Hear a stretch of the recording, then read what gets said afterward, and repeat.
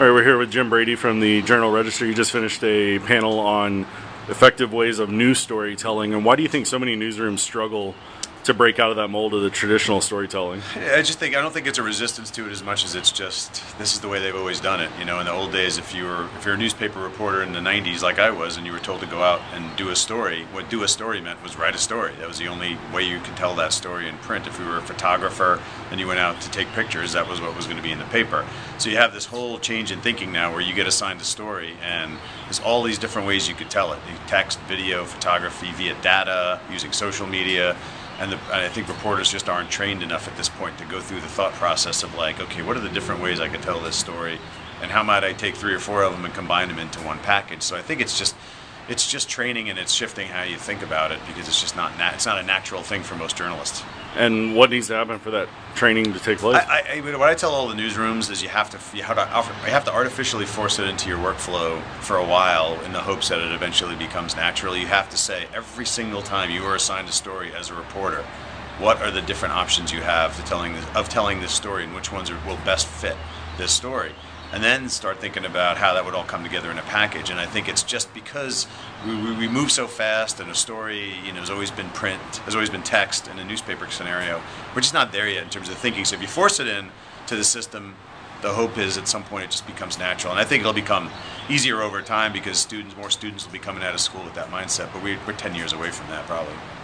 What role does social media play in effective news storytelling? It depends on the story, obviously, but there's a lot of opportunity, whether it's gathering opinions from people in social media, whether it's trying to find people who have expertise in a certain area, whether it's using it to go out and find stories, because there's actually a lot of, for all the talk about Twitter and Facebook about being a place where you disseminate information, there's actually great stories hiding on Twitter and on Facebook if you know where to look for them in any local community. So it could be just embedding a Twitter feed of people answering a story, answering a question. I'll give you one example of how we use Twitter when I was at TBD.com. Is we did a whole thing on TBD about, let's rename all the metro stations in Washington, because none of them really mean anything. Like, there's just the names of the DC metro stations don't make any sense to most of us who live there. And so we crowdsourced on the web, let's all rename all the stations. Let's everybody go to Twitter and suggest new names for our metro stations. And we made a map that showed what the metro system really what all the stations should be called if they were trying to be clear. But we basically gathered all the information off of Twitter, so we used it in that case as a crowdsourcing tool. So. And I know you're a big data guy. Why do you think a lot of reporters or newsrooms in general have a fear of data? I think they think it's a lot harder than it is. I think they have this perception that building a database is like a weeks-long or month-long process, and it's just not. I mean, a good database journalist, can turn around. What the New York Times and the Washington Post both turned around Hillary Clinton's entire date book as the first lady in 24 hours. You can turn a lot of data around quickly if you have the right people.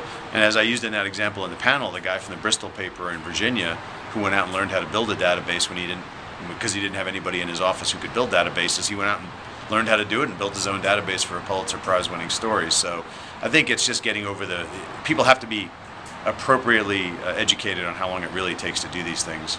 And finally, your best advice, if you had to give one piece of advice to a newsroom?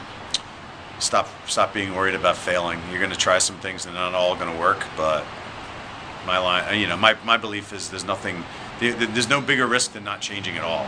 I mean, you got to take some risks, and you only learn by you may get 80% of the way, you may get 20% of the way to where you want to be the first time you try something, and 50% the second time, but you can only get to the full form by trying 2 or 3 different things at a time, and most newsrooms are terrified of failure, especially at a time in which people are worried about their jobs, and they just feel like if I fail, I'm going to have a light shown on me, and I don't want a light shown on me right now. But the problem is, if you don't take any of those chances or try anything new, then everybody's going to lose their job at some point, because you're not going to have a business.